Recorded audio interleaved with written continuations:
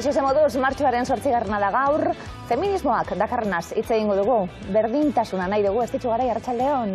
Zelan zauz, ez ditxu? Ederto, jende zoragarria zinguratuta, mai honetan, primeran. Spoiler, jende zoragarria honintzen baita, arratsaldeon. Arratsaldeon. Bilo goiko etxea, arratsaldeon. Arratsaldeon.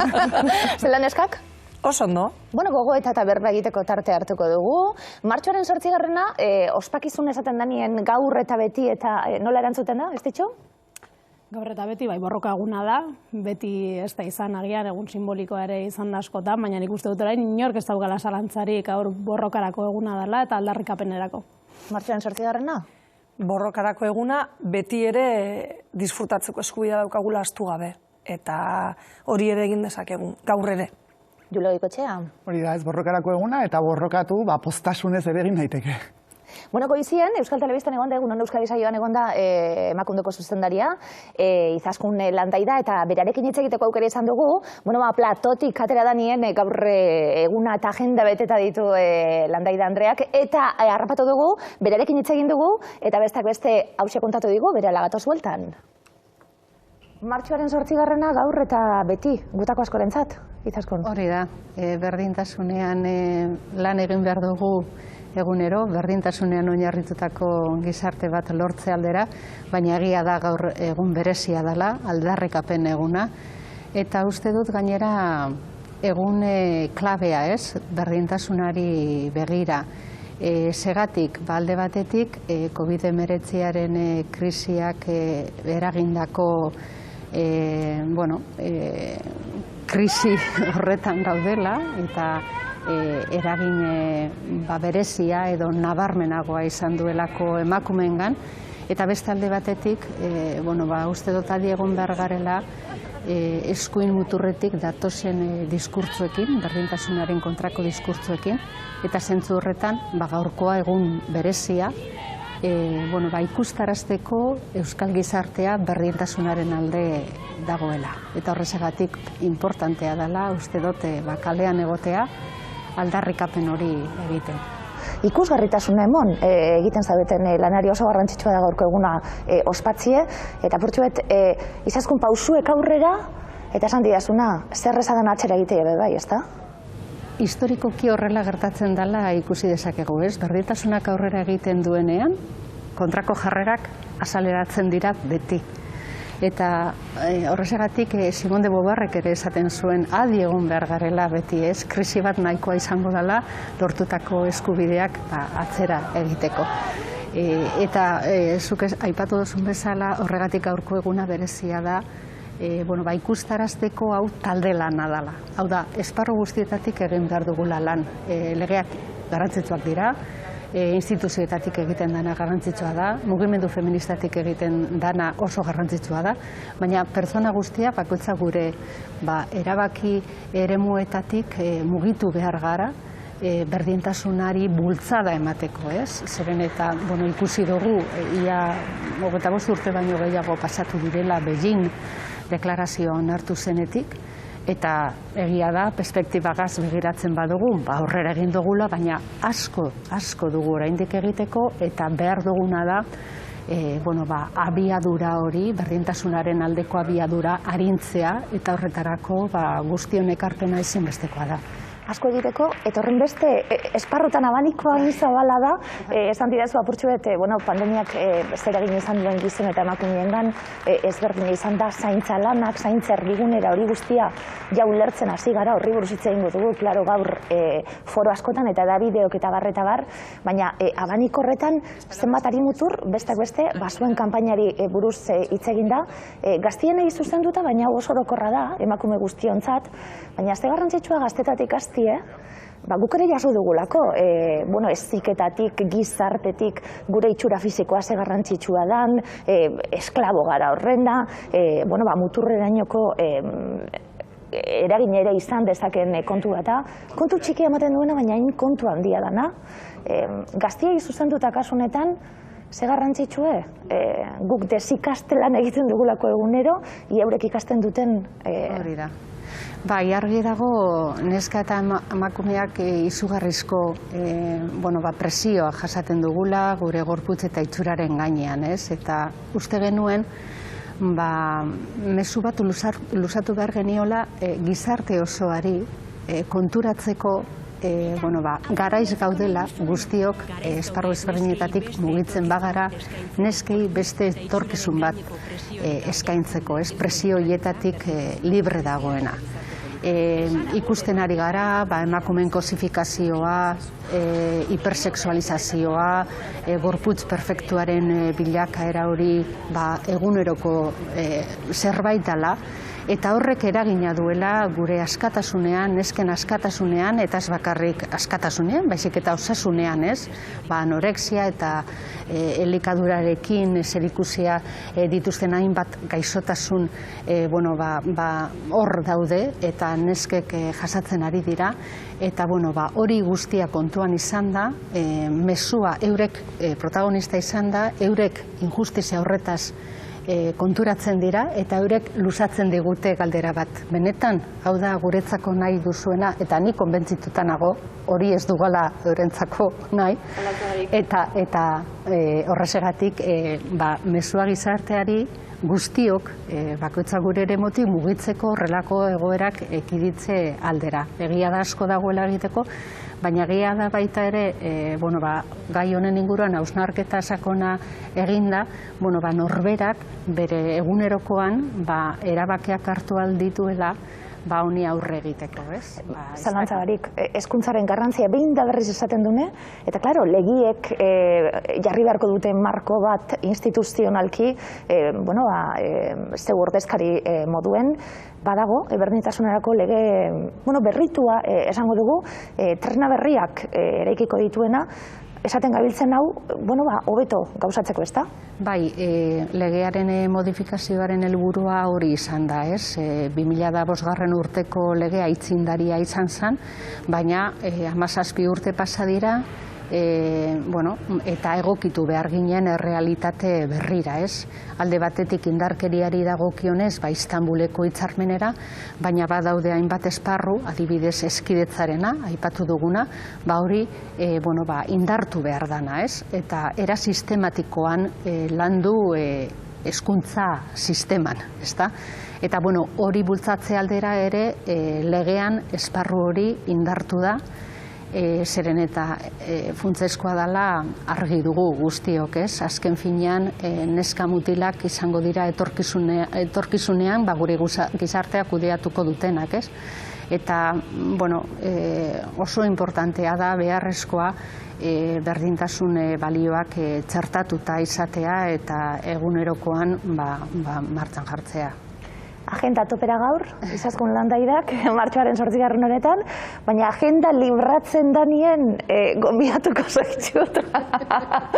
Platora, luzeta zabalitze egiteko, gauza bateri buruz horretan hasten gara nien, beste horren beste ageri dira mai gainean, suposatzen dut indarrez eta gogoz, esaten gabiltzena Izaskun horren beste dago egiteko oraindik? Bai, asko egiteko, baina benetan pozgarria da ikustea gure gizartea berdinzalea dela, horrela adierazten dute egin ditugun ebaluazioak, gero eta konsienteago gai hauen inguruan, gero eta exigenteago gai hauen inguruan, eta argi dago berdintasunean aurrera egin ahal izateko guztion ekarpena ezinbestekoa dela, hau talde lana da, eta zentzu horretan pozik, eta guztion artean uste dut urratsak ematen lortuko ditugu. Eskerrik asko. Zuri, Iazki. Oso atsegina, Izaskun Landaidarekin berba egitea. Berdintasunaren legeari egingo diogu, azpimarra txiki bat, eta egingo diogu ekarpena mai honetan horretarako gaudelako. Ez ditxu baina hasieratik aste aldera, egunaren jatorrian non kokatu beharko gaunke? Hasiera bera ez da erretza. Jakina da historia ez dugula emakumeok idatzi eta historiatik kanpola gaituztela askotan, orduan martxoak 8 egunak ere duen jatorria zehaztea ez da bat ere erreza.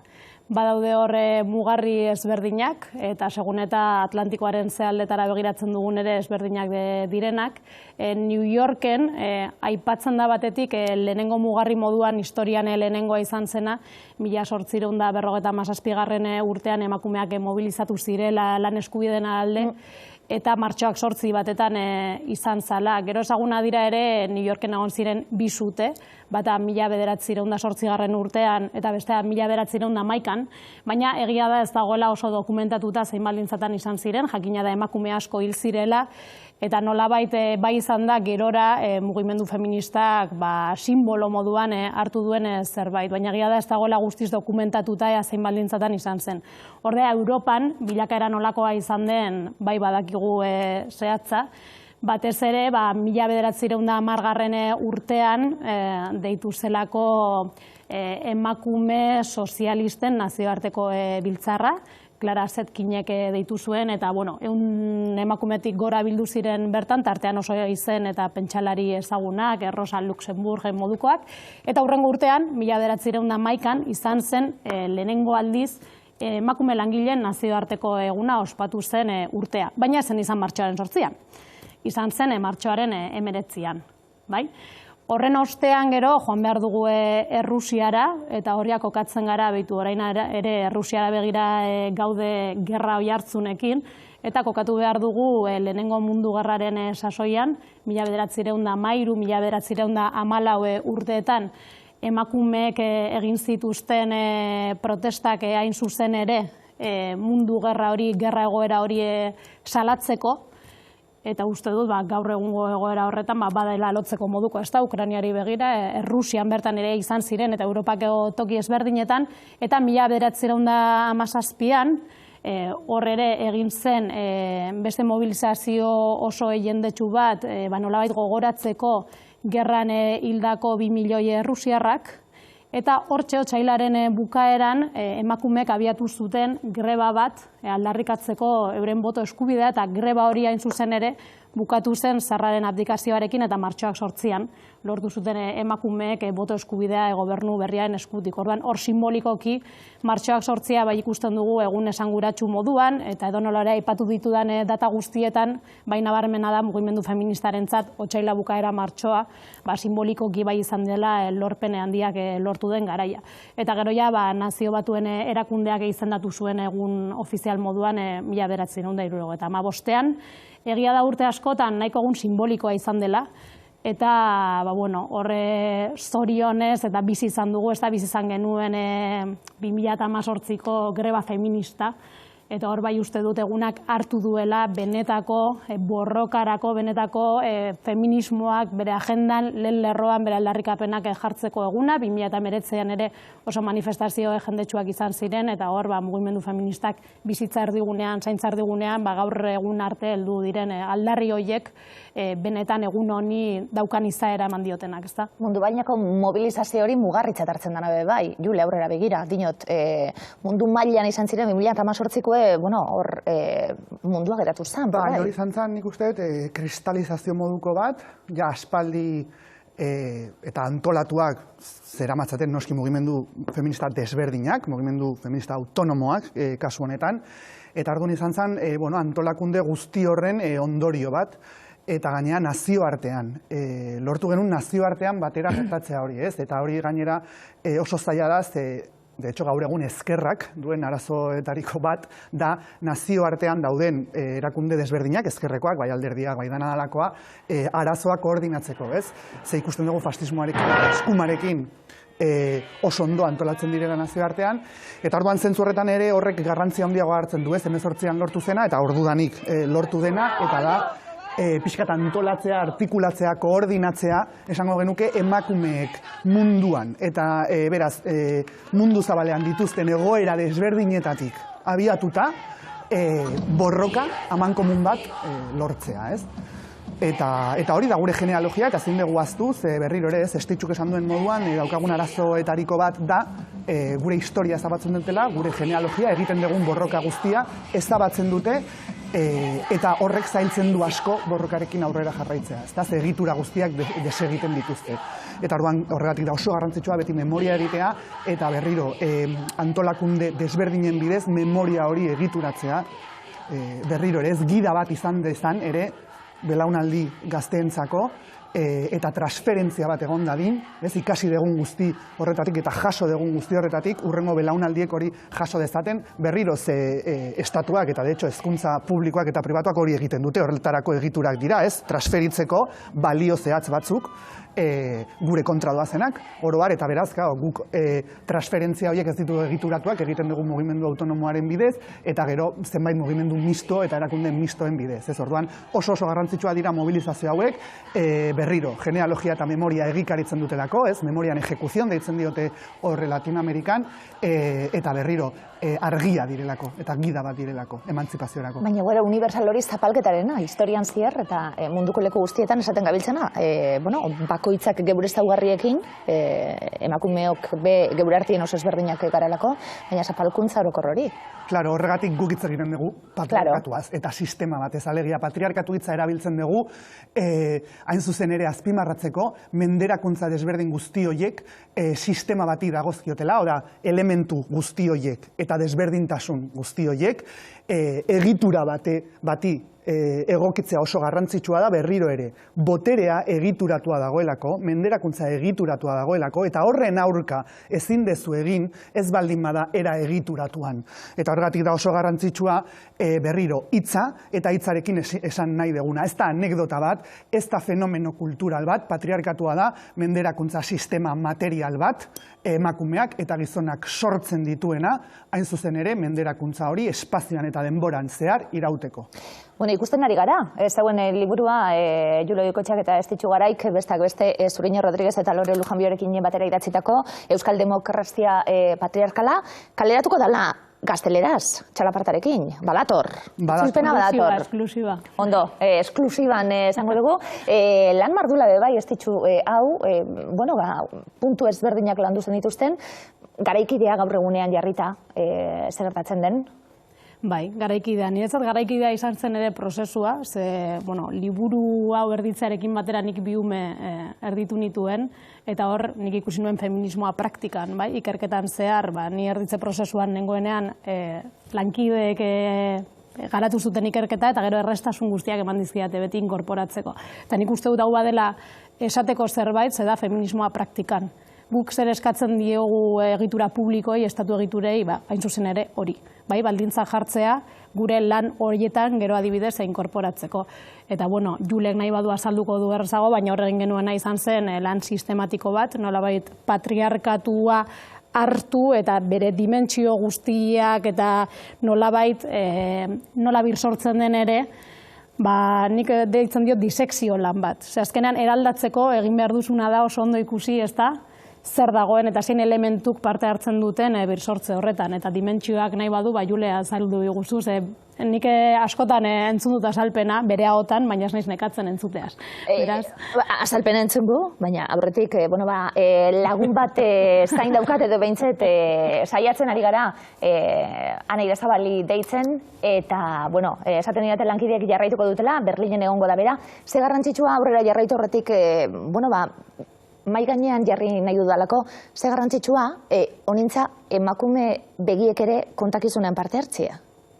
Dudari gabe lehen esan dugu ez gaudela historian, eta historian ez gaude da, ez dugulako historia kontatu, ez digutelako utzi historia kontatzen, edo guk kontatu duguna ez dutelako behar den lekuan jarri, ez? Zenik sinestu nahi dut, emakume askok beraien bizi esperientzia konpartitu dutela eta kontatu dutela. Haundira bagoaz, ez dakit txikira bagoaz, denok izan dugu amama bat gerra bizi izan zuena, edo denok izan dugu ama bat bere lanean edo bere egunerokoan zapaldu dutena. Orduan guk kontatu dugu gertatu zaiguna, baina hori ez da inoiz importantea izan sistema patriarkalarentzat, eta horrek gure bizi esperientzia, gure esperientzia profesionalak, pertsonal, gure placer esperientzia dena ajedrezeko taula horretatik kanpo utzi du. Orduan importantea da gure begiekin begiratzea, baina importantea da gure begiekin kontatzea, eta nik bertsolaritzan edo kazetaritzan bizi izan dudanetik esan dezakedana da, importantea da kontatzen dugun horri guk ere leku bat bilatzea eta espazio hori borrokatzea. Ze bestela askotan ematen du, hemen gaude gaur 3 emakume, esparru desberdinetan aritzen garenak egunero, laugarrena zeu, eta ari gara esaten, ari gara kontatzen, ari gara genealogiaren garrantzia aipatzen, historiarena, patriarkatuaren dimentsioak, nondik datorren, eta badakigu, pantailaren beste aldean dagoen jende batentzat ez dela interesantea izango guk esaten dugun hori orduan, hemen egotea, gaur gu, telebista publikoan gure buruari leku bat ematea eta leku hori zilegitasunen sartzea uste dut oso garrantzitsua dela. Nola begiratu beharko genioke? Anerekin hitz egingo dugu, gerrari buruz, Ukrainatik etorri barri, Alemaniara, estimatu unkitu gaituen gainera, berak ekarri dizkigun detaile horiek anek zaintzen dituenak eta hain adierazgarriak dienak. Gauza batzutan ulertzen dalako, ez da? Detaileek eta pertsonalak zelan dimentsio politiko bat hartzen duen guztia dalako danuena bebai. Zelan begiratu, honintzak esaten zuena, gauze bata zelan kontatzen dizuten, baina geuk ere jarri behar dugu begira da. Zelan begiratu honi? Geuk ere jarri begira da eta nik esango nuke Anira Zabalen eta beste askoren lana emakumeek egiten dugun lanari balioa ematea, ze azkenean horretaz ari zen honintza, ez da? Da espazioa hartzea, behin hartzen duzunean balio hori aitortzea, zure ahotsari, beste emakumeen ahotsari, eta garrantzia hori behin eta berriro jarri behar dugu mahai gainean. Ze horren kontrako etsaiak asko dira eta etengabe dago sistema bat oso violentoa dena eta emakumeen ahotsari garrantzia kentzen diona. Eta adibidez, gerraren inguruko errelatoak, gerrak gizonek egiten dute gizonentzat eta gizonengan pentsatuta, eta horren errelatoa ere askotan etorri zaigu gizonen eskutik, ezta? Orduan egiten den kazetaritza lan hori, eta bereziki gerra egoera horietan dauden emakume horiek egiten duten kazetaritza lan hori, nik uste dut dela goresteko eta oso beharrezkoa gure jendartean, bai? Eta batez ere begirada feminista bat badaukate, emango diguten errelatoa izango delako askoz osoagoa eta kontatuko dizkigutelako gauzak bestela jakingo ez ditugunak.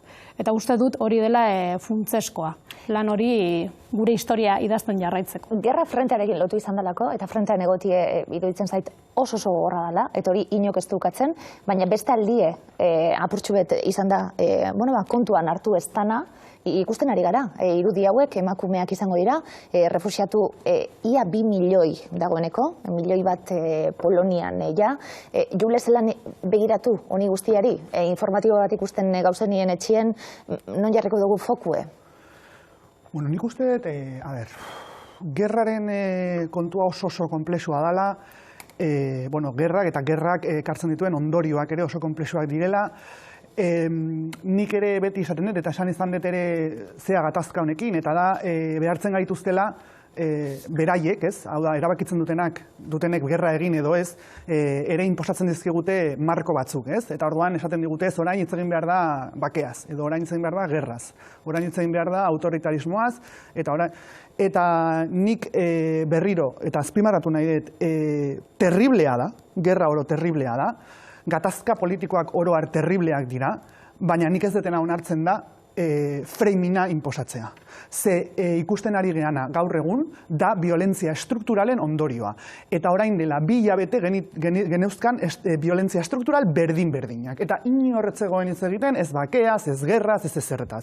Eta berriro, hori ere esan da bain eta berriz, Donbaseko adibidea bombak hor 8 urte daramate horrekin, baina esan nahi detena da eliteak berak ez inposatzen duela dana. Noiz egin gerra, nola egin gerra, zerri esan bakea. Orain bakeaz hitz egin behar dute edabideak eta ez beste zertaz. Violentzia estrukturalak ez, inoiz ez da hitz egiten violentzia estrukturalez. Eta hor, alde batetikan, eta esan beharra daukat, naiz eta arazo politiko asko eduki Europar Batasunak ere, eta refuxiatuen kontuarekin, dauzkagun edabideak, oroare, Europan, baina bereziki Espainiar estatuan, lotxagabekeri bat dira, ze berriro ez dute, ez dituzte mantentzen, boteredunak, ez da politikoak, ez dizkiete ardurak eskatzen. Ez dizkiete ardurak eskatzen. Edabideak suposatzen da daudela zertarako. Hain zuzen ere, violentzia estrukturalei buruz hitz egiteko, alegia ikusten ez diren violentzia hoiei buruz. Botere egituratua funtzionatzen duen era guzti hoiei buruz. Egiturazko violentzia hoiei tartea egingo diogu berehala oso garrantzitsua delako, esan dakue, dauzenak eta hitz egiten ez direnak eta ikusi askok bez. Anira Zabal, esan dugu, Berlinera goaz, ianon narrapatzen dugun. Hane, ze moduz? Kaixo, arratsaldeon. Hane, eguntxu batzuk pasata, bueno, zederra zu ikusti, eta zegoaz berba egiteko aukera izatie, eguntxu batzuk pasata, nola zaude? Ondo. Pixka bat bizitakoa asimilatzen, Eta gero pixka bat, Berlinen gertatzen ari dena ere aztertzen, ez? Izan ere, ona ere refuxiatu asko iristen ari dira, azken egunetan, asko uste dutelako Poloniako mugan ez dutela geratu nahi eta Ukrainako gatazkaren fase berriak asko edo luze jo dezakeela eta ikusten ari garena da pixka bat Alemania ere prestatzen ari dela 2015ean bezala refuxiatu berriei harrera emateko. Momentu gogor, momentu hunkigarri asko bai, esan duzulako besteak beste, Alemaniara iritsita, berrefuxiatuei ze harrera eta nortzun aldetik? Bai, hemen ikusten ari garena da Europaren aurpegi bikoitza, ez? Gaur justu hausnartzen ari nintzen, duela 2 hilabete elkarrekin egon ginen beste kazetari batzuekin Poloniaren eta Bielorrusiaren arteko mugan, eta esaten genuen, nola aldatu diren gauzak, ez? Duela 2 hilabete Poloniak mugak itxi zizkien Irakeko, Afganistango eta Siriako errefuxiatuei, esi berri batekin, etzien pasatzen utzi, eta pasatzen saiatzen zirenak, basoan hiltzen, hotzez hiltzen uzten zituzten, eta orain berriz, besoak zabalik jasotzen dituzte Ukrainiako errefuxiatuak, ezta? Orduan, fenomeno berri honekin, edo gatazkaren fase hone berri honekin Ukrainian ikusten ari garena da, Europako herrialde askoren hipokresia, ez? Alde batetik, errefuxiatu batzuk ondo jasotzen dituztelako, eta hori ongi etorria da beti, baina beste alde batetik erakusten dutelako haientzat denak ez direla errefuxiatuak eta azalaren kolorearen arabera banatzen ari direlako hori. Hemen Berlinen nik oroar tren geltoki nagusien ikusi dudana da denei harrera ematen dietela eta denei nolabait etxeak edo harrera etxe bat edo eskaintzen dietela Ukrainatik datozen pertsona guztiei dena haien jatorria, baina egia da oso fenomeno arduragarria bizitzen ari garela. Osotasun horretan, esaten gabiltzena, alderik bortitzena eta beste alde bat ikusten gabiltzena bai, osotasun horretan kontakizuna egiten dabilen kazetari bat ane tokatu zaizu, ze zaila izaten dan, badaukazuzuk zure begiradan eta horregaitxik bestak beste jarraitzen zaitxugu eta ez hori buruz hitz egiten eta egoten gara, klaro, begiratu leku batera, familiak ekarri dizkiguzu esate baterako, emakumeak, umiek, ikarie ekarri diguzu, hau ez da oso ohikoa izaten. Nola barkatu, iaski audioa galdu dut. Ikara ekarri diguzu bai, hau ez da oso ohikoa izaten. Bai. Ni saiatzen naiz beti edo saiatu izan naiz azken 10 urte hauetan ezagutu ditudan edo lan egin dudan gatazketan edo krisi politiko humanitarioetan beti emakumeen erresistentzia azaltzen, ez? Ze askotan isildua izan da edo beti pentsatu izan da kazetaritzaren ikuspuntutik askotan etzela garrantzitsua, eguneroko erresistentzia hori etzela garrantzitsua, ez? Eta ni beti saiatu izan naiz emakumeen ikuspuntutik bizi duten eguneroko hori iesaldiarena edo iesaldiaren ostean pasatu behar duten etaparen eguneroko hori kontatzen. Eta kasu honetan ere saiatu naiz, ez? Hemen ikusten ari garena beste testuinguru askotan bezala da, ama asko daudela, umeekin, eta ardurarik handiena, niretzat behintzat beste gatazka batzuk ere kubritu dudalako, da honek luze jotzen duen heinean, azkenean emakumeen kontrako sexu indarkeria arma bat bezala erabiltzen dela gerra guztietan. Eta hemen ere beldurra da, eta gaur ere martxoaren 8 dela kontuari izan da, hau ere horrela izango dela Ukraina osoan, bai Donbasen, baita gainontzeko Ukrainan ere, ez? Eta testuinguru horretan gero eta gehiago luzatu, emakumeak gero eta biktima handiagoak bilakatzeko arrisku handiagoa daukate.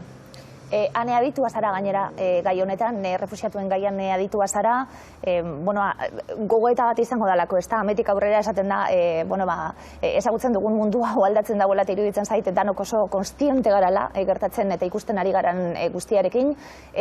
Horri buruzko gogoeta bat eskatuko dizut, Ane, baina esaten zabiltzenaren arira, gizarte moduan balioa ematen diogu apurtzeari, gerra egiteari, eta ez zaintzeari, daukaguna zaindu, familia zaindu, zebre seme alabak zaindu, hartu eta eraman beste leku batera, eta hori da, batek prestigioa dauka, besteak ez, baina zergaitik ez alderantziz?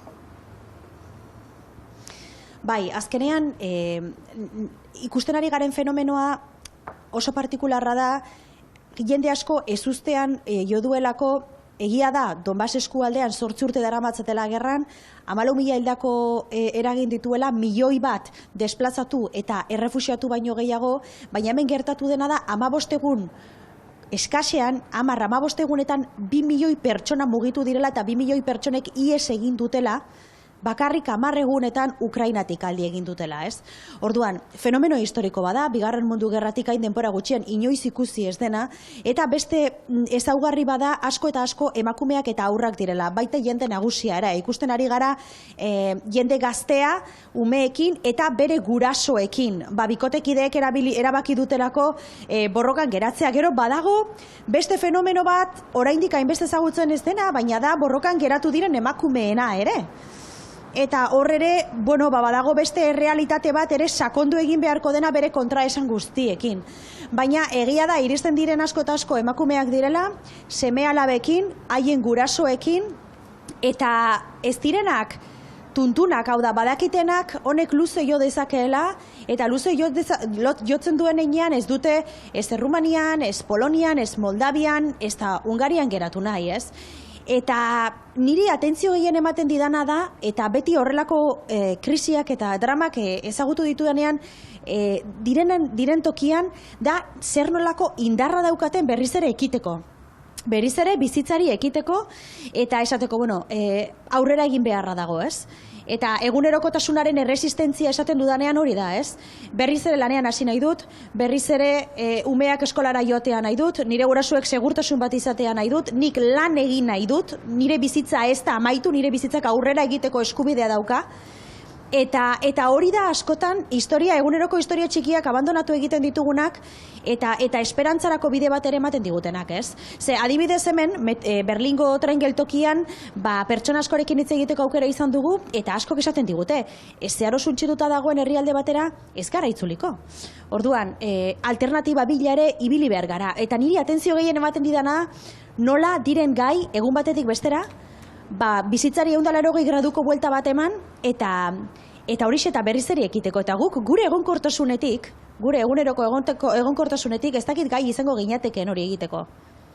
Egiten duzu, esaten zabiltzenagaz, hausnarketa egin diguzulako, autokritika egiten duzulako, eta azkanien geure mugak onartzen ditugu gauden posizioan gaudelako, esaten gabiltzena. Aneire Zabal lehen begiekin ikusten dugu, oso identifikatuta sentitzen gara zure begiekin, baina esan dakue geurietiez posizio baten gauz, euskaldunekara adin jakin bat, familia jakin bat, eta barret horrek, kokatzen gaitu bai leku baten.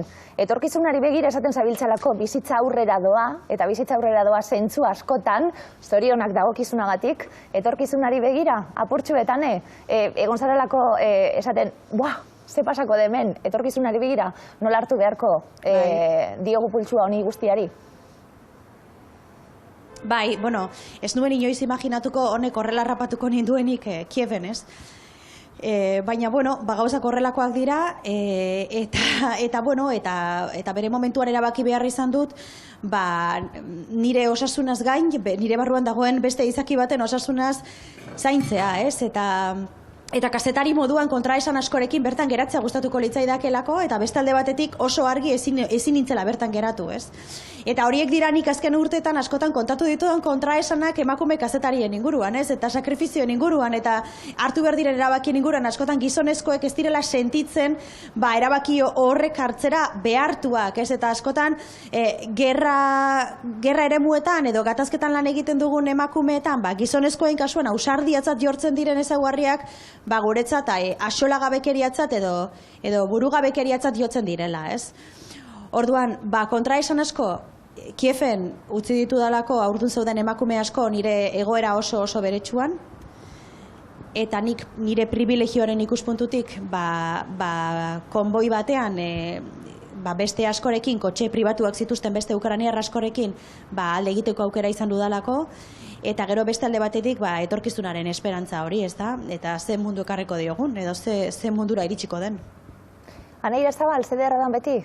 Zugaz berba egitea, zugaz bat egitea, eta jarraituko dugu, harremanetan, ahozagon, ezinbesteko piezatxu bat bihurtu zarelako bai, eta jarraituko dugu. Hanen musu handi bat, eskerrik asko. Besarkada bat, agur. Bueno, Aneira Zabal, bestak beste aurreko txailean sari bat, kazetaritza sari bat jasotzean esan zuen, emakume kazetariei eskainia, segurazki horrega itxik, ezta, emozio horiek eskaintzen ditu autokritika egiten du, hain zaila dana gaur egun, ederra da, Aneri, entzutie. Bai, eta batez ere jarri digu adibide oso argi bat zer den violentzia simbolikoa, ezta? Gerra kazetaritzan horregotea emakume baten kasuan da arduragabekeria. Gizon baten kasuan da ausardia. Eta hori da violentzia simbolikoa. Eta hori da azkenean egunero pairatu behar duguna edozein jardun txikitan, edozein detaile txikitan, ezta? Eta berak kontatzen digu gerra, gainera hausnartzen du bere jardunari buruz, hausnartzen du berak daukan, kazetari moduan daukan ardurari buruz, baita ere feminismotik, eta baita ere da kazetaritza inplikatu bat, eta nik hori eskertzen dut, bai? Kazetaritza bat salatzen duena Europar Batasunaren hipokresia, segun eta errefusiatu horiek nondi datozen, azalaren kolorea aipatu du berak, baina nik are gehiago aipatuko nuke, segun gatazkaren jatorria eta ere bandoen posizionamentuaz, Donbasetik ere, geografikoki toki berdin-berdinetik, egon da milioi bat errefusiatu inork hartu ez duena. Orduan, hipokresia hori salatzea nik kazetaritza lanean bereziki eskertzen dut, kazetaritza inplikatu bat, bai, kontatzen diguna, baina gero ere, ez dena nolabait kontakizun bat zure korputza ere gurutzatzen ez duena. Aneira Zabali nabaritzen zaio, bera ere gurutzatzen duela, gertatzen denak, ikusten duenak eta kontatzen duenak, eta nik uste dut horrek sinesgarritasun handia ematen diola bere jardunari. Onintza, violentzia simbolikoekin hasi aurretik, orain klase emango digulako Jule, kapurtxu bet. Aurrek urtien esatasun Jule, eta oso ondo esan da, ni esaten, Jule, horren beste etiketa eta horren beste izenak oso garrantzitsuak dira, gauzei deitzeko dizen moduen, ez da? Izenik ez daukana, ez da, claro. Hori aspaldi ikasi genuen eta egia da, aplikatu behar dugu gertatzen zaizkigun gauza guztietara. Violentzia simbolikoak izendatzen ez baditugu ez dira existitzen. Eta Aneira Zabale kontatu duena, ez bagenu izendatuko, ez ditzuki esan ez balu, violentzia simbolikoa dela, pentsatuko genuke, anekdota bat dela, edo noizbenka gertatzen den gauza bat dela. Bueno, Euskal Demokrazia patriarkala, esan dugu, kaleratu behar dela itzulpena gazteleraz. Euskarazko aletik hartu dugu eta hartuko dugu, grafiko txubet, ikusteko gitxi gora bera, non kokatuko garan? Bai, hor, gure helburua, eta hori esan du, oso ondo esan da gainera ez ditxuk, izan da pixkat hori, ematea, jendeari tresna batzuk, baina tresna kontzeptual bat patriarkatuan pentsatzeko, emenderakuntza sistema moduan, sistema bat. Eta orduan egin duguna da, tartean, egin ditugu elkarrizketak, herriuntako sindikal gintzan daudenei, alderdietan, mugimenduetan eta abar, baina egin duguna da, zatitu patriarkatua dimentsio desberdinetan, dimentsio horiek dira analitikoak, hau da, analizatzeko egiten ditugun zatiketak, gero dana batera gertatzen dalako munduan. Eta orduan, dimentsio hauek egin duguna da aztertu. Lan ordainduan ematen diren erlazio patriarkalak, lan ez ordainduan ematen direnak. Estatuan ematen direnak, estatuan gauza asko daude, legeak, politika publikoak, polizia, ongizate regimenak, gauza asko. Laugarren dimentsioa publiko soziala, eremu publiko sozial kulturala, eta hor sartzen da mugimenduak, alderdi politikoak, kultura, pertsolaritza, artea, kaleak, dana, eremu publikoan egiten dana, eta gero daude beste bi dimentsio aztertu ez ditugunak, baina oso baliagarriak direla sexualitatea eta sexualizazioa, eren dimentsioa, ez dugula aztertu, eta 6. dimentsioa da gizonen violentzia zuzena emakumeen kontra. 6 dimentsio. Horrela jendeak kokatu dezake gertatze zaiona, edo ikusten duena, dimentsio batean edo bestean, eta gainera ikusi zer ondorio dauden zuk dimentsio batean egiten dezun horrek, esango genuke politika publiko batek adibidez, demagun kontziliazioak, ateratzen du estatuak politika eta lege berri bat. Eta orduan, aldezu ikusi lege horrek zenolako ondorioak dauzkan dimentsio guztietan. Zergatik, ze oso ideia ona iruditu dakizuke horrek, baina resulta horrek egiten duena dela emakumeen lanez ordaindua haunditu. Eta emakumeen lanez ordaindua orduetan, haunditzen danean, jeisten da lan ordainduan sartzen dutena. Horrek zesan nahi du, kapital ekonomikorik ez dutela jasotzen, beraz kotizatu gutxiago kotizatzen dutela, beraz pentsio gutxiago edukiko dituztela. Dena dago erlazionatuta, da organikoa, organismo bada, bizirik dagona. Dena dago erlazionatuta, dena aldatu beharko litzateke? Efectivamente, dena aldatu beharko litzateke, eta kontua da nola. Horregatik esaten du gaur mugimendu feminista, patriarkatuari, sistema honi, sua errautzetatik zehose ganorazkoa eta bizitza erdigunean daukana eraikitzeko, ze sistema hau ez da sostengarria. Eta emakumeentzat, personentzat orokorrean ez da sostengarria, baina emakumeentzat are gutxiago. Baina sistemaratu duenarentzat bai. Claro, horregatik da oso Estutziko. gu ez gaude guztiz claro. ados esaten danean, ez guztiontzako izango litzateke oso ona patriarkatuarekin amaitzea. Ez barkatu, guztiontzako ez, momentu honetan, claro, mozkinak esango genuke ateratzen dituztenak, hoientzako oso gaizki. Kapitalismoan bezala. Sistema eraitsita ez da guztiontzako ona, ez barkatu. Da oprimituak, dominatuak, menderaktuak egon diren hoientzako da ona. Ikusiko litzateke gero denbora eta epe luzera, ez? Ze puntutaraino berriro unibertsalizatu daiteken hori, baina politikan gaude, eta politikak esan nahi du gerra beste bide batzuetatik egitea. Orduan, ez da inoiz helduko momentu bat nundanak gauden ondo sistema berean eta ados, sekula ez. Orduan, guk uste duguna da, eta emantzipazioaren, eta berdintasunaren, eta askatasunaren alde gauden heinean, pertsona gehienentzako onuragarria izango litzatekeela hau, bizi kalitateari dagokionez eta baldintzak, bizitza duinak behar dituen baldintza materialei dagokionez, gehienentzako. Osotasun honetan, eta aurretik hitz egiten genuen emakundeko arduradunarekin osotasun honetan, pieza guztiak klabeak direla noski, legeak be bai, esan dugu, eta gainera berdintasunaren legea berrikusita, aurreko astean legebiltzarrean onartu zen hobetze aldera, bestelako tresna batzuk jarriko ditu, lege berriak, zazpimarra, egiten diostitzuk. Berdintasun legeak dira beharrezkoak, eta beharrezkoak dira, hain zuzen ere, Julek aipatu duen horregatik, ez da? Legeak dira nolabait gizarte aldaketa horretan erakunde publikoetatik jartzen diren oinarriak. Orain, lege horiek ze ausardia daukaten eta benetan nola heltzen dioten arazoaren erroari beste kontu bada. Lege hau aurrerapena da eta aurrera pausa ditu gauza askotan, lan eginda legebiltzarrean gainera politikari ezberdinen eskutik eta baita ere mugimendu feministaren parte hartzea euki du legeak, eta nik uste dut aurrera pausoak euki badauzkala eta azpimarratu behar direla. Batez ere, biolentzien katalogazioan aurrera pauso nabarmena dago, gero ere badago intentzio bat, ez dakit nola gauzatuko den, baina horre soldata arrakalari heltzeko eta nola baitu adibidez erakunde publikoek ematen dituzten laguntza horiek ez bideratzeko horrelako diskriminazioak eta euskaten enpresetan, gero hau aztertu behar da nola gauzatzen den benetan, ze jarraipen egiten zaion, ze horra askotan gabeziak egoten dira gero. Baina badauzka gabezia nabarmenak, eta gabezia horiek nik labur bilduko nituzke batetik aurrekontua, bai. Berdintasuna benetan danok ados gaude eta egun honetan inoiz baino gehiago dela gure jendartea dauken erronketako bat. Aurrekontuaren 1% da gure jendartearen erronka honek merezi duena. Hori da titular nagusi bat, eta gero bigarrena eta nabarmenena.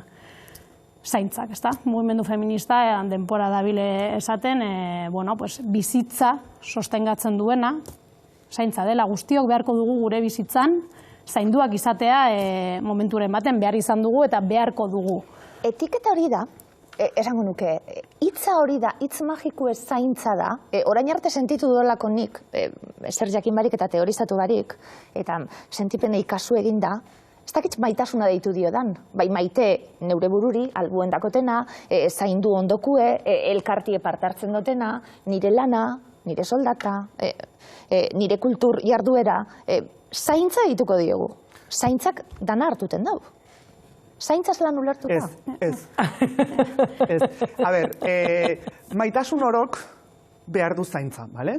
Beraz, maitasun orok esan nahi du zaintza. Zaintza orok ez du maitasuna esan nahi.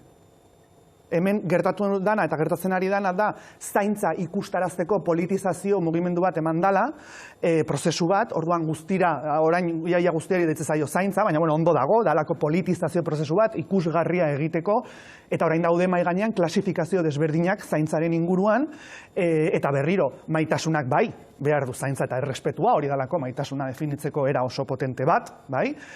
Baina zaintza guztiek ez dute behar maitasunik edo sikiera afekturik. Gehiengo bak eta badaude zaintza mota batzuk afektua bai behar dutena, ez necesariamente maitasuna, baina beste zaintza mota batzuk ez, askoz ere, espezifikoagoak direlako, odana dalakoa, ze zaintza on daiteke erlazionatuta gaixotasunarekin, edo esango genuke ez, elbarritasun motaren batekin, baina zaintza berriro izan daiteke, hori ur garbia edatea, jaki garbia edukitzea, gaitasuna edukitzea berriro ere ez, tratamenduak edukitzeko, zaintzak esan nahi du, osasungintza publikoa, hezkuntza publikoa, esan nahi du gauza asko gure bizitzan zehar behar degulako gainera zaintza ia erregularki. Azteko 0-tik 15 arte, guztiz dependientea gehalako, baina gero bizitza osoan zehar, eta gero batzuetan asko zer intentsiboagoa da zaintza hori ez. Orduan hemen, kontua da batetik, broma bada, 100% aurre kontuan.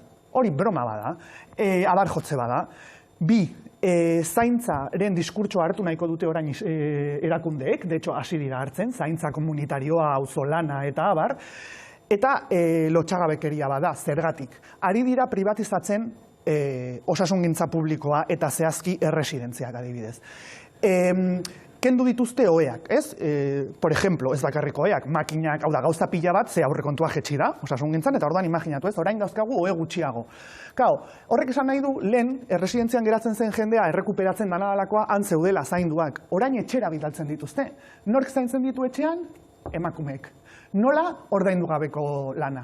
Beraz, berriro, privatizazio guzti hau, privatizazio neoliberala, kapitalismo neoliberal hau, da patriarkala, privatizatzen den guzti hori, juten dalako emakumen lan ez ordaindura. Ni sikiera lan ordaindura. Lan ez ordaindura. Horrek berriro ez dute kotizatzen, berriro gurpil berean, baina gainera, privatizatzerakoan jartzen diren lan baldintzak erresidentzia horietan dira lotxagabekeria bat. Kobratzen dutelako 140 eta 60 gutxiago, publikoak zirenean, haiekin alderatuta, eta sartzen dituzte gutxi gora bataz beste 100 ordu gehiago lanean.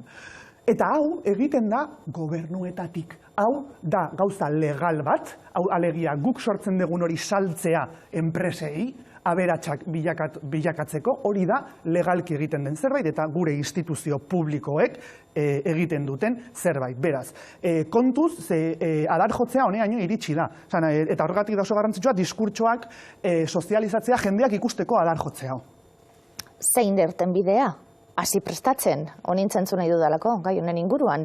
Urten dagoelako, zaintza, itzein genuen, bitu, Izturreta liburuarekin egon ginen orain gitxi, honintza eta zenbat kontu honekin lotuta dauzenak, alor kulturaletik, familiatik, jaten dugunetik hasita, urteten zauen honek danak. Bai, eta egia da, zaintzaren diskurtso orokortu denetik denean dago zaintza ez, baina bai egia da, eta liburuari buruz hitz egiten egon ginean ere esaten nizun ez, nire irudipena da, konfinamenduak, pandemia, COVID-19 mugimendu feministari arrazoia eman diola ez, eta batean mundua konturatu da, gizartea konturatu da, sistema konturatu da, zaintza beharrezkoa dela, eta denok beharko dugula. Zer egin dute, gure agintariek egin beharko luketenaren kontrakoa ez, zaintza erraztu beharrean, eta zaintzarako aukera publikoak eman beharrean, kendu eta privatizatu, eta zaintza hori beti bezala gure gainean utzi ez, baina bai, nik uste dute asko dagoela egiteko zaintza beraren sozializazioan ere ez. Zeri deitzen diogu zaintza, eta gero zer errezitze egiten dugun horri buruz, baina ez gara konturatzen ze zaila den eta ze marroia den benetan gaixo batetzean daukasunean edo ez ze poetiko esaten dugun zaindu maite duzun hori, baina ze gutxitan konturatzen garen, oso zaila dela maitatzea zaindu behar duzun hori ez. Eta, bukle horretan jausten gara, eta emakume asko gaurko egunez aldarrikatu beharko genuke, kondenatu direla zaintza lan horietara ez. Eta beti ez dela izan zaintzain gauza edara, hala ere egia da, zuk egiten duzun jarduera hori egitea, implikatuta egitea ere, bada egia edo egin behar diren gauzak zaintzeko modu bat, ez? Baina, batzutan zaila da zaintzaren diskurso hori modu egoki batean politizatzea eta sozializatzea. Eta irten bideak, gero. Hori, irten bideak horri heldu nahi diot. Azkenean, helarazte zaigu gainera, zaintzaren gai hau, oso lan konplexua dela eta ez daukala irten biderik nolabait familia egitura horietatikat, emakumeen lan esklabu horretatikat, eta hori da gezur erabatekoa. Guk benetan hartuko bagenu eta esango bagenu, bueno, sistema hau nola antolatu behar dugu, kontutan hartuta, persona guztiok daukagun premia bat dela. Bueno, oinarri bat izango litzateke, hau modu publiko komunitarioan antolatu behar dela benetan. Eta zaintza premia horiek benetan aintzat hartu behar direla. Eta horragian guk liburuan bertan proposamena egiten dugu, bai, persona guztiek bere bizitzan zaintza ardurak bere gain hartzekoa, modu rotatibo batetan, eta hau sistema publikotik antolatzekoa. Baina ez hori bakarrik, zer gertatuko litzateke benetan, personok egiten dugu lana, ez bakarrik lan ordaindua, lana, etxean egiten duguna barne, kontabilizatuko balitz. Eta hor, aleginduko bagina horreka bat topatzen. Hauek dira benetan, eragin sistemikoa daukaten gauzak, eta hauek dira gure erakundei eskatzen dizkiogunak, bai? Erakunde publikoetatik gauzabek bultzatzea, ze benetan espadiogu honi errotik heltzen, bari gara partxea jartzen, eta partxe horiek dira, azkenean, emakumen lan esklabu hori menderakuntza hori betikotzen duten, eta patriarkatua birsortzen duten mekanismoak. Bueno, hemen, Euskal Demokrazia patriarkala liburuari buruz hitz egiten egon garelako, Lisipe aipatu barik superfana nahiela, editorie jule dalako, bai, askanien dalako, mai gainien jarri gaia, bai, sinisten du dalako nik honek guztiak daukan indarrien be bai, honintza beha oso fana da, bengan ari apur baiarriku, kanta eta dantza espadu itxen, zer gaitik ez da gure iraultza? Kanta eta dantza eta gauza asko gutxietzi egin direlako. Eta azkenean, iraultzak ez dauka zertan izan traje militarrez jantzitako gizonek egiten duten gauza bat. Iraultza gauza asko da, eta zaintza sistema erabat publifikatzen dugun eguna, iraultzaren biktoria edo ospakizun egun bat izango da. Eta horratzean lanean egon dira emakume pilo bat, kamiseta moreak eta berdeak jantzita, kaleetan, kantuan eta dantzan orduan, aldarrikatzeko moduak ere aldatu beharko genituzke, eta zalantzari, ez zalantzaren truke. Jo neubiak oso ondo diatzi zuen berrian honi buruz, baina gauzak zalantzan jarri behar dira beti ere irtenbide berriak aurkitzeko, ez zalantzan jartzearen bakarrik feminismoarekin egiten duten moduan. Kuestionatzen gaituzte, zalantzan jarri zuten 2018 eta 2019an zergaitik gu bakarri goazen grebara, eta zalantzan jarri zuten guztiei gaur seguru ez direla manifetan agertu ere egingo, ez orduan, jarri dezagun sistema zalantzan eta kanta eta dantza ere bai. Zergaitik da ingarrantzitsua gaur, kalean egotea? Beti da garrantzitsua kalean egotea, deialdiak egiterakoan eta mobilizazioa hori delako, ez? Baina zergatik, alde batetikan horrelako mobilizazio jendetsuek kohesio moduko bat ematen diotelako, edo behintzat gure begiradan, gure pertzepzioan, kohesio moduko bat ematen diote oso konplexua dan gai bati. Horrek ere gure etikan, gure moralean, gure etika politiko horretan sendotzen dituzte identifikazioak, alegia, ez? Bakardade horretan bizi diren, alegia, emakume askok uste dute dauzkaten arazoiek direla pertsonalak, ez direla politikoak. Egun honetan, erakusten da, ez zaudela bakarrik, eta zure arazoak, 189an politikoak direla. Eta hori oso garrantzitsua da, ze guk ez daukagu ezer gehiago, ez dauzkagu egiturak, ez dauzkagu estatuak, ez dauzkagu herrialdeak, ez dauzkagu bankuak, ez daukagu ejertzitorik, ez daukagu ezer.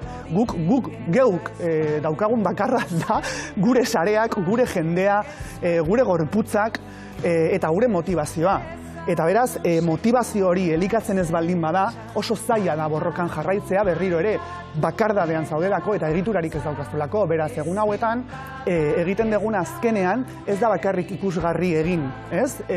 Zenolako indarra daukagun eta urtean zehar egiten dugun guzti hori, baizik eta guretzako eguna da.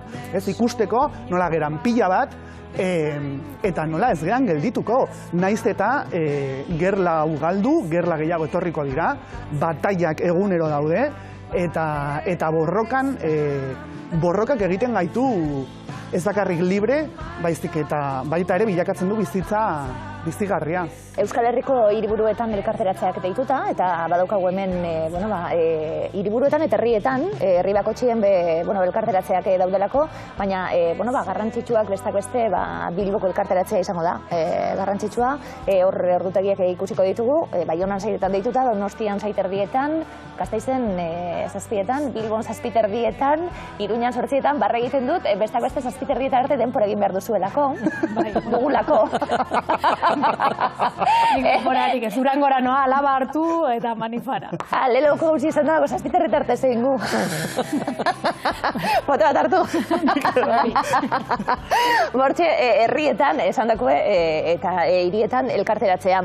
Esan duzunaren arira, bitu, erronda bat, eta gero azken gogoeta utziko dizuedalako. Hori da indargunie eta ahuldadie mugimendu honena, hain zabala da, hain guztiei dagokigu. Indargunie hori dela zalantza barik, baina igual ahuldadie bai, zelan jarri, danok ados. Nik uste dut indargunea dela, Mugimendu bat benetan nahi baduzu eraldatzailea izatea, nolabait iritsi behar da jendartearen eremu oso zabal batetara. Importantea da hor lidergo bat egotea benetan hau gidatuko duena. Eta nik uste dut hor mugimendu feminista oso fin dabilela, agenda markatzen, diskursoa markatzen, eta ez usten hauen nolabait diluitzen, eta ez usten hau askok nahiko luketen aldarrikapen horrelako simboliko bat, baina gero ez dakarrena benetan asko egitura asko aldaketarik. Niri oso baikorra iruditzen zait, eta askotan esaten dut hau erabat mainstreama bihurtzea, eta jendarteko edonor ateratzea gaur manifestaziora, baina gero importantea da honek egunerokotasunean jarraipen bat eukitzea, eta benetan gaitasun hori lehentasunezkoak diren eraldaketa horiek eramateko agenda politikora, agenda publikora, eguneroko eztabaidetara, eta nik uste dut mugimendu feminista lortzen ari dela, eta martxoak sortzia, da Julek esan duen moduan, egun bat, txute izugarria hartzeko, ikusteko zenbat emakumeren bultzada dagoen hemen atzean, baina gero horren egunerokotasun hori eta lidergo hori nik oso indartsu ikusten dut, eta hori da ere balioetsi behar dena. Erabat, nik uste dute mugimendu batean mundu guztia erabat ados egotea sobrebaloratuta dagoela, ez? Gain baloratuta erabat, eta horretan saiatu dira mugimendu asko eta egitura politiko asko, batez ere gizonek manejatutakoak. Txingau asko dagoelako munduan. Txingau asko dagoelako munduan, eta pertsonalki bizi izan dudalako horrelako zerbait, ez? Eta orduan saiatzea mugimendu baten edo zerbaiten parte bazara erabat ados egon behar duzula. Bizipenak desberdinak dira eta gorputza sarkatzen diguten gauzak desberdinak dira, ezta? Hemen gauden 4 gara feministak, baina batzuk iritik gatoz, beste batzuk baserritik gatoz, beste batzuk portutik gatoz, eta bizipenak horretan bakarrik ja gure bizitzako bizipenak eta genealogiak aldatzen dira. Horrek ez nahi du elkarren kontra gaudela, ez, baina gauza batzutan ñabardurak izango ditugu orduan. Niretzat mugimendu feministak asmatu du ñabardura guzti horiek norabide berean jartzen. Eta norabide hori galtzen ez dugun bitartean, iparrargi dagoen bitartean, denak inoiz ez du balio, baina nik uste dut mugimendu feministaren barruan jakin dugula guk ere emakume zuriok eta heterosexualok eta beste egiko ditugun privilegioak ere onartzen asmatu dugula, ez? Eta hori humiltasun ariketa horretatik egin dugun bidean nik uste dut itzela izan dela azkenengo urteetan mugimendu feministatik, eta nik pentsatzen dut ñabardurak badaudela, desberdintasunak ere bai, eztabaidak ere bai, eta eztabaidat ez dago txarto, prostituzioaren inguruan daude eztabaida batzuk, eta batzuk modu txarrean ariko dira sare sozialetan, edo niri interesatzen zaidan modu batean, baina nik ulertzen dut mugimendu feminista zabala dela, eta feminismoak emakumearen askapen bide horretan badituela fronte asko zabalik esango dugu ez, azkenean gure baldintza sozialak, ekonomikoak, lanean, sexualitatea gauza askotan egon garelako bigarren maila baten. Prestatuta genuekela Txilen gertatu dana, konstituzio berria idazteko, beste kalien mugimendu feminista egonda eta igarri da, izango duten konstituzio berrian, Kolombia pasadan hastien albiste, besteak beste, kartzela ez talako negongo, eta laugarren astera arte abortatzen duenarentzat eta bar, ikusten dalako Latinoamerikan be, Argentinan gaur, Mexikon, badabiltz, zaratataratzen be bai, baina maitza aldera, honekin? Zer daukat, azken esaldia edo gero izango da ronda? Hortxe, igual azken esaldia zeuretzat, para bat minutu dakotez, zu ezagututa. Azken esaldiarekin, bai, onartzen diogu azken esaldia. Ez, esan nahi nun. Azken parrafoa. Eta lehen esan detenarekin eta esan dugunarekin erlazioan, argi eduki behar dugu, nabaritzen eta askotan igual bajoia sartzen dela, borrokak hostiak dakartza, ez? Eta orduan, nik esan nahetena da ez duela irabazten saria irabazten duenak, bizitzan, baizik eta erori eta altxatzen dena, ez? Behin eta berriz erori eta altxatzen dena. Eta hori da egingo deguna, hori da egiten deguna, eta beraz, berriro, horren asarre baldin badago, horren beste jende gurekin, oso ondo goazela, esan nahi du. Ez ditxu garai, eskerrik asko etortziarren. Bueno, azken esaldia benetan. Azken esaldia. Hau ez zabaltzen egon da, ez edukazio txarreku, hau ez zabaltzen dagoenari. Ez diogu begiratu Latinoamerikari, baina nik uste dut Latinoamerikak bai erakusten duela, mugimendu feministak eraldaketa sozialak bultzatzeko daukan trakzio lan hori, eta uste dut hori azpimarratzekoa dela. Benetako eraldatzailea delako. Eskerrik asko ez ditxu, horintza, azkena. Oraindik ere urte askotan jarraitu beharko dugula gure gorputza jartzen, mikrofonoan, telebistan, harrikoa egiten, eta seguruenetik ez dakit beste bizitzako esparru guztietan, baina plazerrez jarriko dugula. Ze formal egon garan txandak errespetatzen. Ez tasun hon arrazoi atxalde danien, behin gotzut telefonote ditzu. Hori izango da mendekua. Azkena.